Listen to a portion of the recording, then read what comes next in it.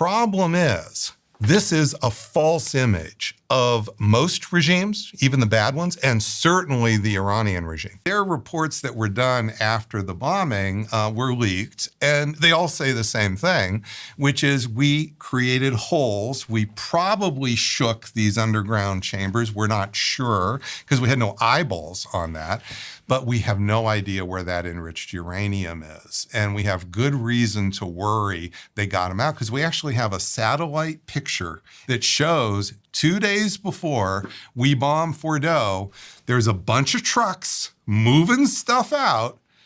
Gee, what do you think you might move out if America's about to bomb your site? Again, I don't think they're moving out the popcorn.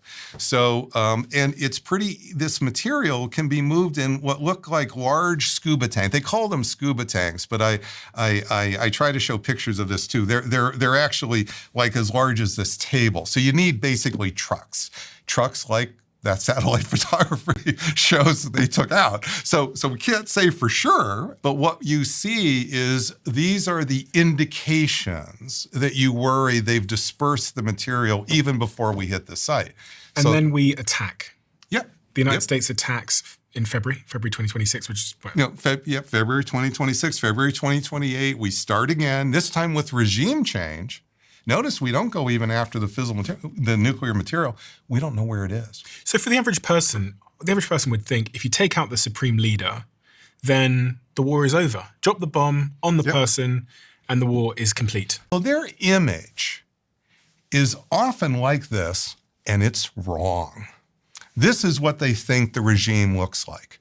And they think that because they've been given, they basically have been consuming, probably for years, 1 or 2 sentences about the structure. They know there's a supreme leader. They might know there's nuclear facilities, missiles command. And so it looks like, oh my goodness gracious, that if you could just simply take out the right node, you would be able to make this whole thing fall down, okay? But that's the wrong image, Stephen. This is the way smart people think.